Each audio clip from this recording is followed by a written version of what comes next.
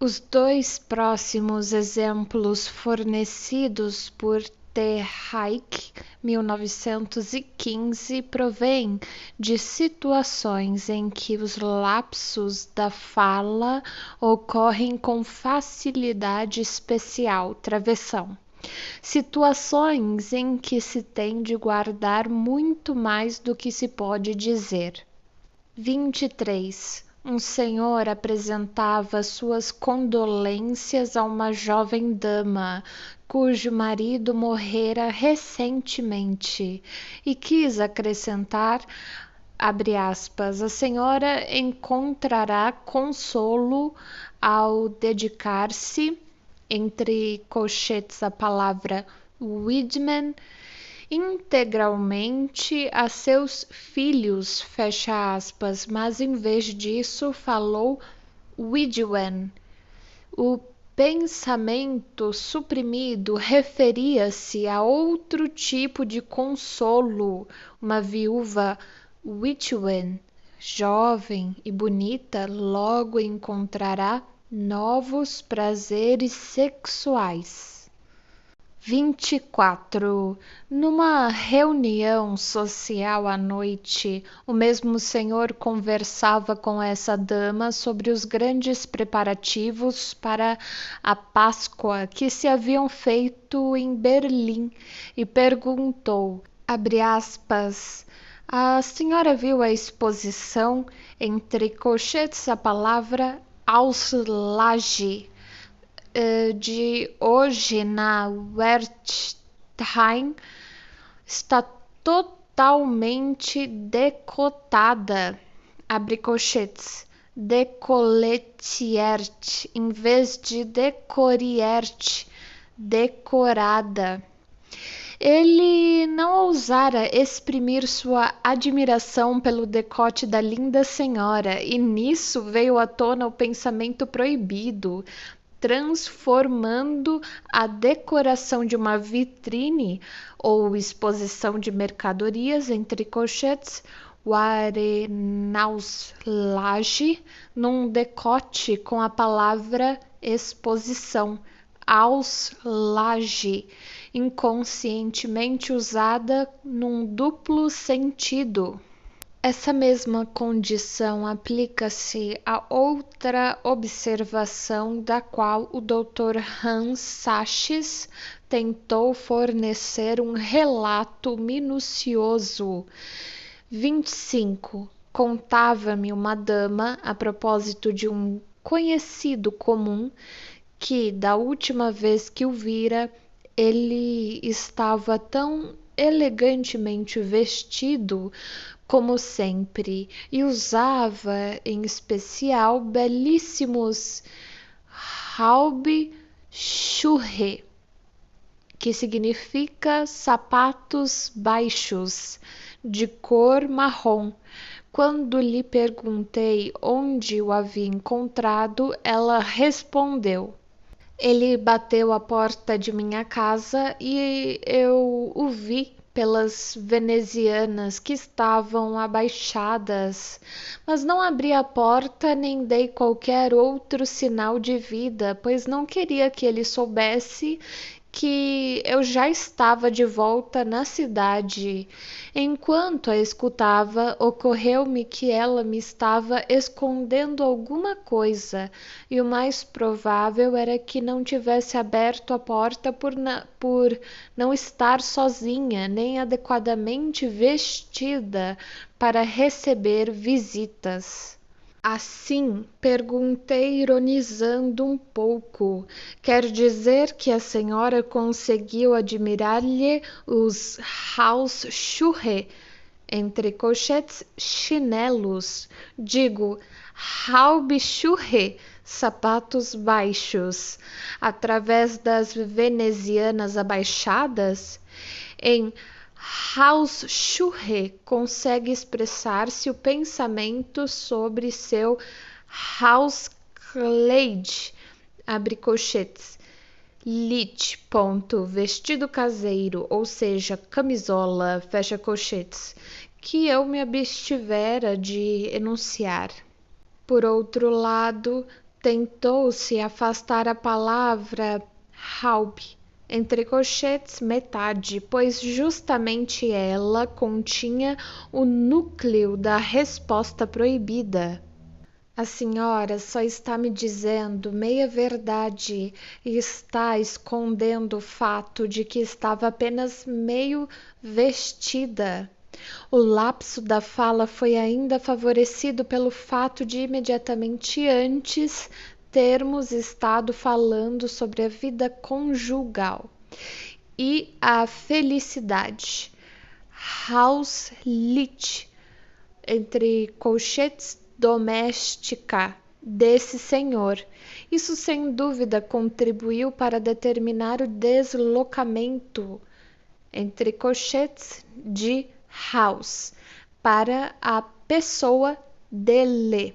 Por fim, devo confessar que minha inveja talvez tenha contribuído para eu situar esse senhor elegante andando de chinelos pela rua. Pouco tempo antes, eu mesmo comprara um par de sapatos baixos, marrons, que certamente já não são belíssimos. As épocas de guerra como a atual produzem numerosos lapsos da fala, cujo entendimento não traz muita dificuldade. 26. Em que regimento está meu filho? Perguntaram a uma senhora. Ela respondeu: está no 42º de assassinos, entre colchetes, murder, em vez de morteiros, entre colchetes, morcer. 27. O tenente Henrik Heimann escreve do fronte, 1917. Fui bruscamente arrancado da leitura de um livro cativante para assumir por um momento a função de telefonista de reconhecimento, quando o posto da artilharia deu o sinal para testar a linha, reagi dizendo: controles testados e em ordem. Hurre! Pelo regulamento, a mensagem deveria ter sido: controles testados e em ordem. Schluss. Abre colchetes. Fim da mensagem. Fecha colchetes. Minha aberração se explica pelo aborrecimento que me causou ser interrompido na leitura. 28. Um sargento instruiu seus homens para que dessem seu endereço correto nas cartas para casa, a fim de que os Gespecstuc não se extraviassem. 29. O excelente exemplo que se segue e que é também significativo em vista da situação profundamente aflitiva que supõe, devo-o ao Dr. L. Czerzer, C-Z-E-S-Z-E-R, que fez essa observação e a analisou exaustivamente enquanto morava na Suíça neutra durante a guerra. Reproduzo sua carta ao pé da letra com algumas omissões secundárias. Tomo a liberdade de descrever-lhe um lapso da fala cometido pelo professor M. N. da Universidade de O. numa de suas conferências sobre a psicologia dos sentimentos durante o semestre de verão que acaba de se encerrar. Devo começar dizendo que essas conferências se realizavam no salão nobre da universidade, diante de um grande número de prisioneiros de guerra franceses internados, e, por outro lado, de estudantes cuja maioria se compunha de suíço-franceses firmemente partidários da Entente. Na cidade de O. como na própria França, entre colchetes Boche, é uma palavra universal e exclusivamente usada para designar os alemães.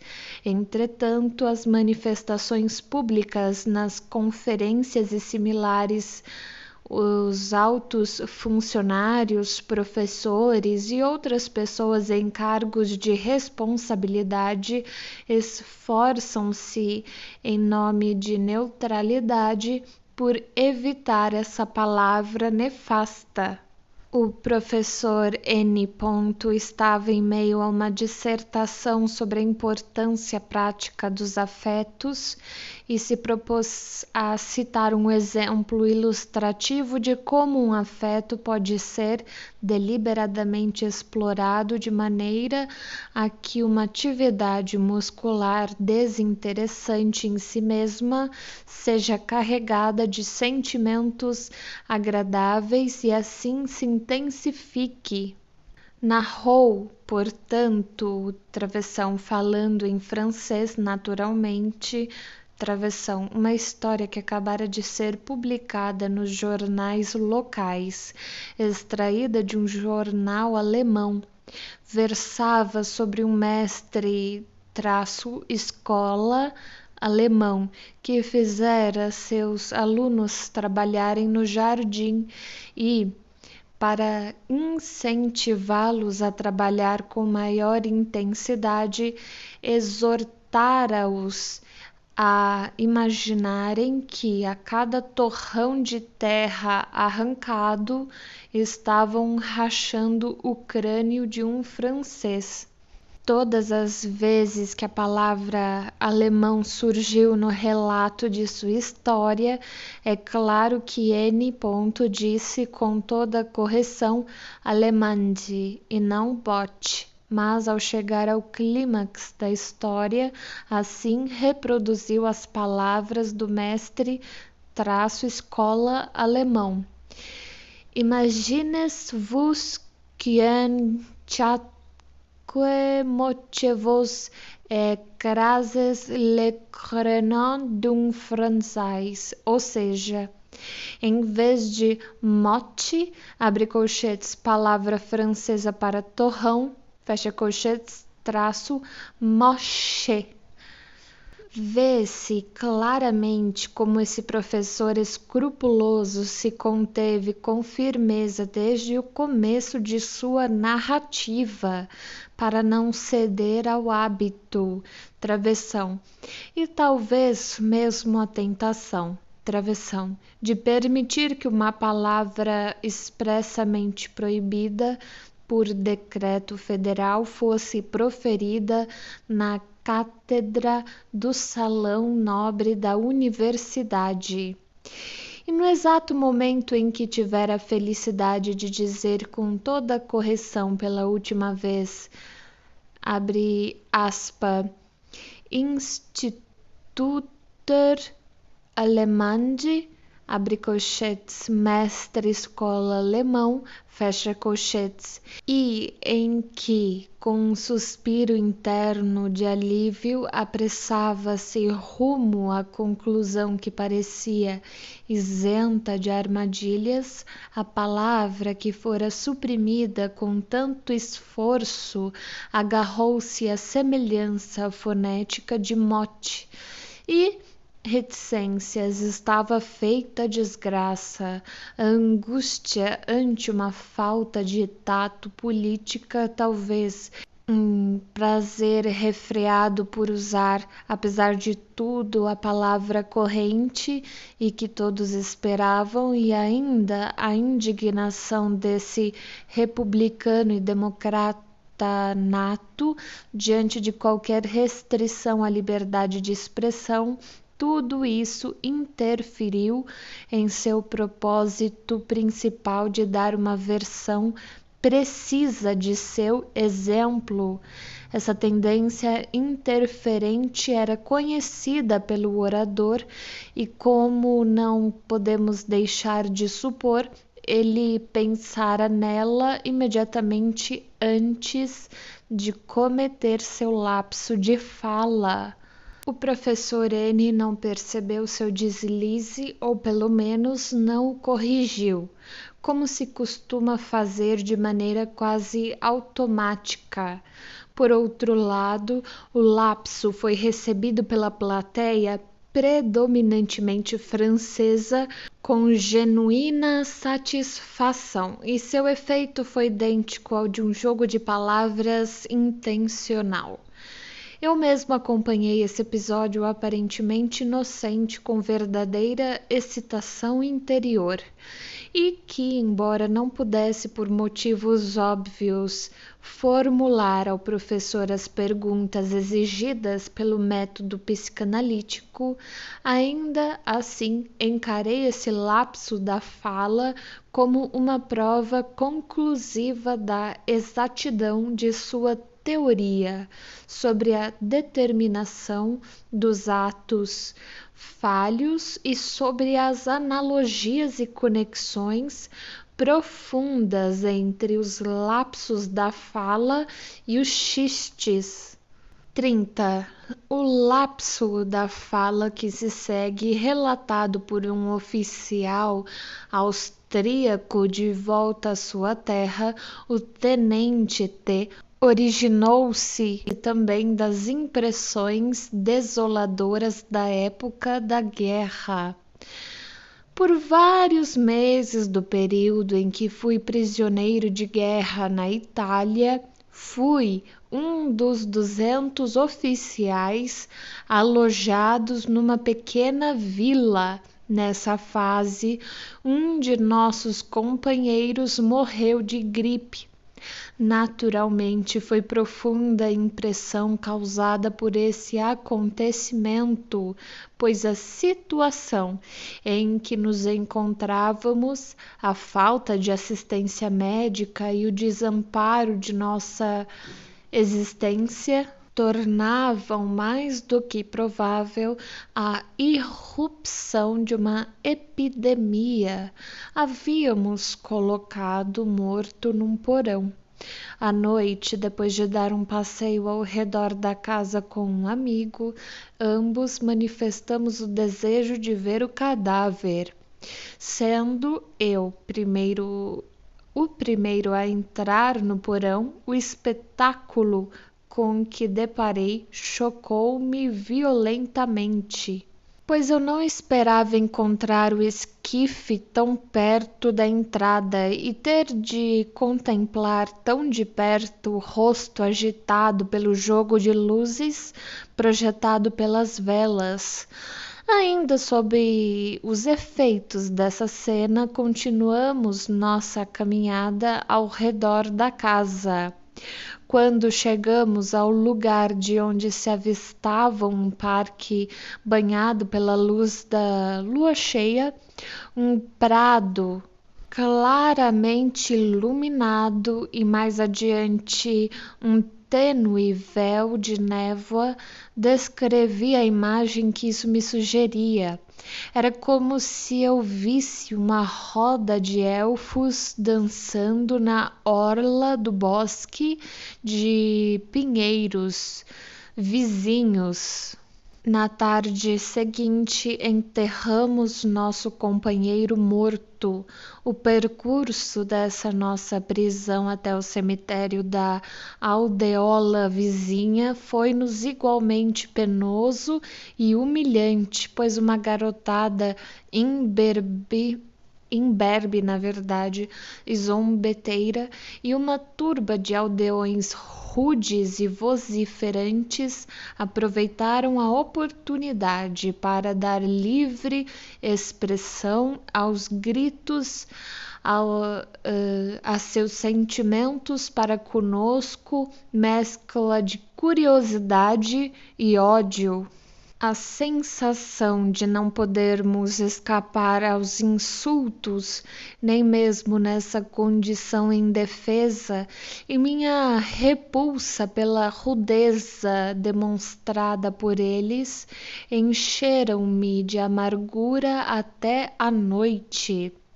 No mesmo horário da véspera e com o mesmo companheiro, comecei a andar pela trilha de cascalho ao redor da casa, tal como fizera antes, e, ao passarmos pela grade do porão, atrás do qual jazera o corpo, fui assaltado pela lembrança da impressão que me causara a visão dele. No lugar onde o parque claramente iluminado de novo se estendia diante de mim, sob a luz da mesma lua cheia, parei e disse a meu companheiro: poderíamos sentar aqui na sepultura, entre colchetes grabe, travessão, quero dizer, na grama, entre colchetes gras, e afundar, sinken, uma serenata. Minha atenção só foi despertada quando cometi o segundo lapso. Eu havia corrigido o primeiro sem me conscientizar do sentido que ele continha. Agora refleti e reuni os dois lapsos na sepultura, travessão, afundar. As seguintes imagens sucederam-se em minha mente com a rapidez de um raio. Elfos dançando e pairando à luz do luar, nosso camarada deitado na esquife, a impressão por ele despertada. Algumas cenas do enterro, a sensação de repulsa vivenciada e da perturbação de nosso luto, a lembrança de algumas conversas sobre a epidemia surgida e as manifestações de temor de vários oficiais. Mais tarde lembrei-me de que essa era a data da morte do meu pai, o que me pareceu notável, dado que usualmente tenho péssima memória para datas. A reflexão seguinte logo me esclareceu. A semelhança das circunstâncias externas das duas noites, o mesmo horário e iluminação, o lugar e o companheiro idênticos, lembrei-me da inquietação que sentira ao aventarem os temores de uma propagação da gripe e lembrei ao mesmo tempo minha proibição interna de me deixar dominar pelo medo. Conscientizei-me também do sentido da ordem de colocação das palavras. Poderíamos, travessão, na sepultura, travessão, afundar, e entendi que somente a correção inicial de grave, entre colchetes sepultura, pro gras, entre colchetes grama, que se dera de modo quase imperceptível, levara ao segundo lapso, sinken, afundar, em vez de singen, cantar, para garantir plena expressão ao complexo suprimido. Acrescento ainda que nessa época eu sofria de sonhos angustiantes, em que por várias vezes via adoentada uma parente muito próxima, e em que certa vez cheguei a vê-la morta. Pouco antes de ser aprisionado, eu recebera a notícia de que a gripe estava assolando, em especial virulência, a pátria dessa parenta, e também lhe expressara minhas sérias preocupações a esse respeito. Desde então, ficara sem nenhum contato com ela. Meses depois, recebi a notícia de que ela fora vitimada pela epidemia 2 semanas antes do episódio aqui descrito. 31. O exemplo seguinte de lapso da fala elucida brilhantemente um dos dolorosos conflitos que fazem parte da sina de um médico. Um homem com uma doença provavelmente fatal, embora o diagnóstico ainda não tivesse confirmado, chegara a Viena para aguardar a solução do seu problema e pedira a um amigo dos tempos da juventude, agora transformado num médico famoso, que se encarregasse de seu tratamento. Com alguma relutância, o amigo finalmente concordou em fazê-lo. O doente deveria internar-se numa casa de saúde e o médico propôs o sanatório era. Mas essa é uma instituição que só trata de determinado tipo de caso. Abre colchetes, uma maternidade, fecha colchetes. Objetou o doente. Oh, não! Apressou-se o médico a retrucar.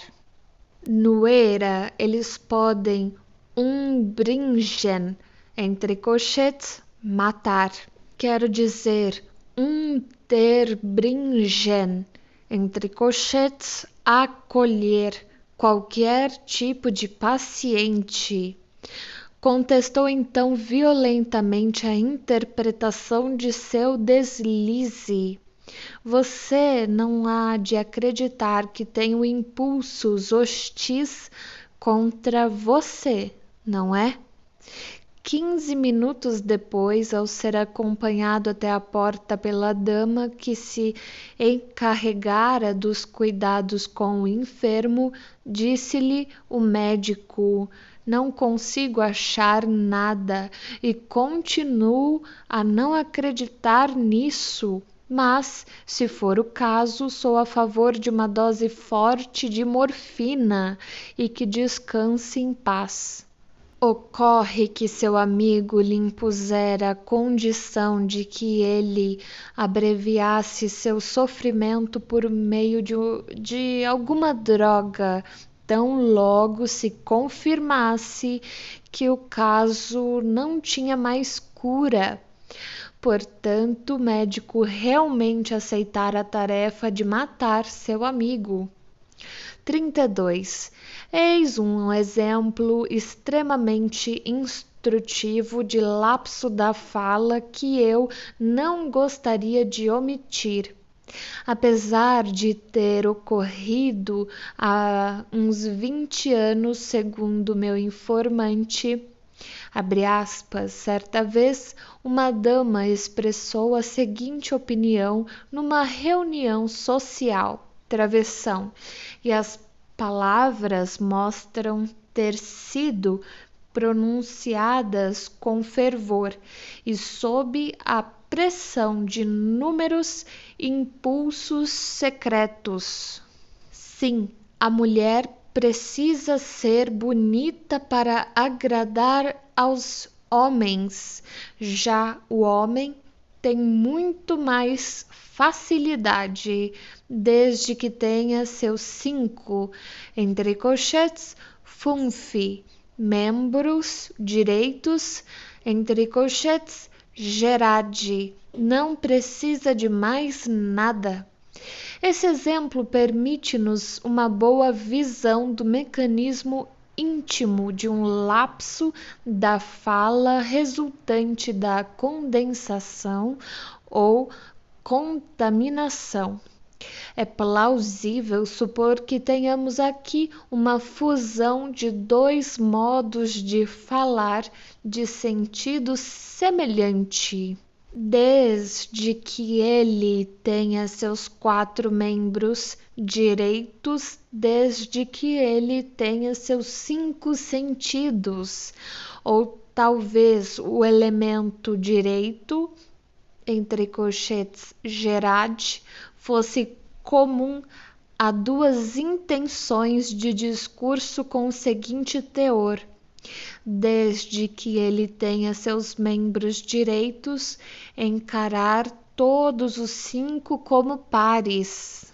De fato, nada nos impede de presumir que ambas as expressões, a que se refere aos 5 sentidos e a referente ao número número par 5, tenham contribuído separadamente para introduzir na frase sobre os membros direitos primeiro um número e depois o misterioso 5 em vez do simples 4.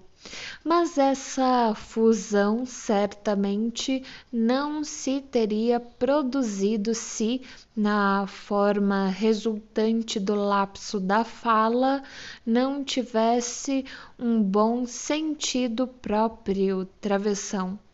Um sentido que expressava uma verdade cínica, obviamente inadmissível, sem disfarce, sobretudo ao ser dita por uma mulher.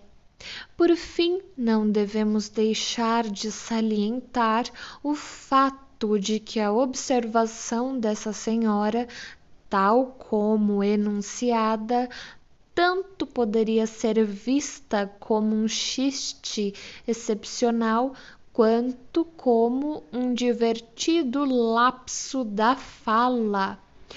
Trata-se apenas de saber se ela teria proferido as palavras com uma intenção consciente ou inconsciente. Em nosso caso, o comportamento da interlocutora, por certo, refutou qualquer intenção consciente e excluiu a ideia de um xiste.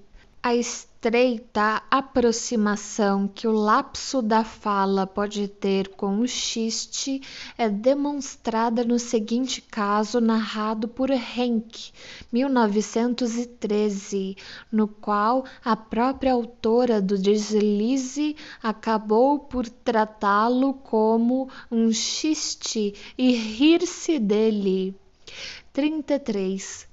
Um homem recém-casado com quem a mulher, preocupada em preservar sua aparência juvenil, só relutantemente admitia ter relações sexuais frequentes. Contou-me a seguinte história que, em retrospectiva, entre colchetes, nachträglich, tanto ele quanto ela achavam extremamente engraçada. Depois de uma noite em que novamente desobedecera à norma de abstinência de sua mulher, ele se barbeava pela manhã no dormitório do casal, enquanto ela permanecia deitada, e como já fizera muitas vezes, por comodismo, servia-se da borla de pó de arroz da esposa, que estava na mesinha de cabeceira.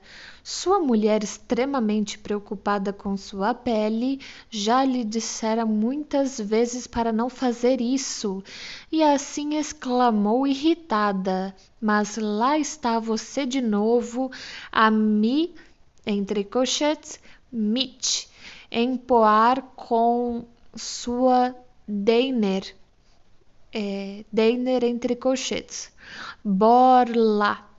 A risada do marido fez com que ela notasse o lapso, abre parênteses. Ela pretendera dizer AC, entre colchetes, dit, empoar com minha, entre colchetes, meiner, borla, fecha parênteses, e acabasse por cair também na risada.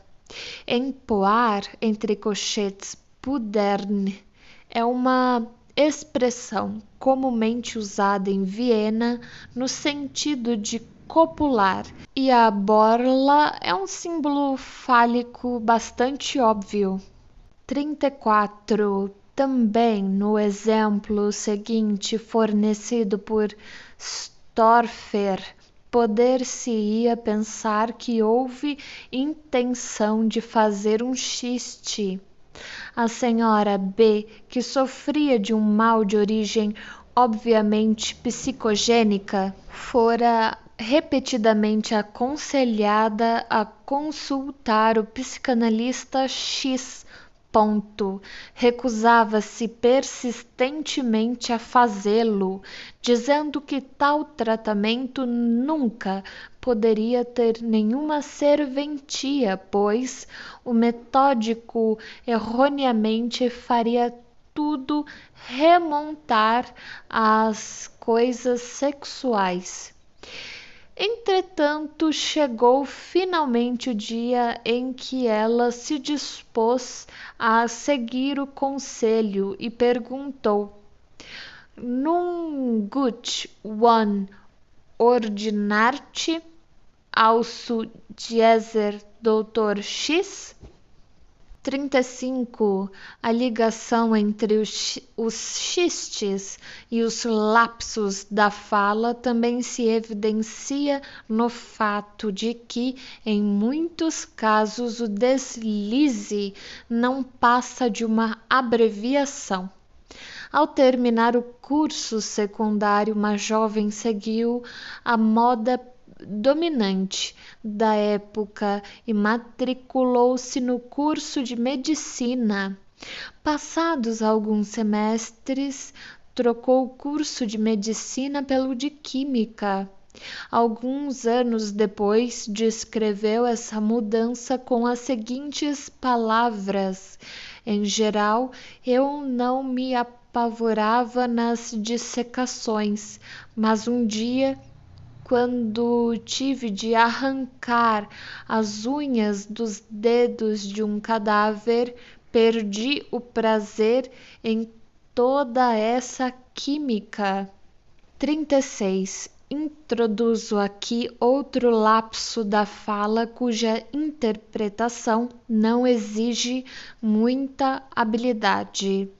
Numa aula de anatomia, o professor se empenhava em explicar as cavidades nasais, que são, sabidamente, um capítulo muito difícil da enterologia.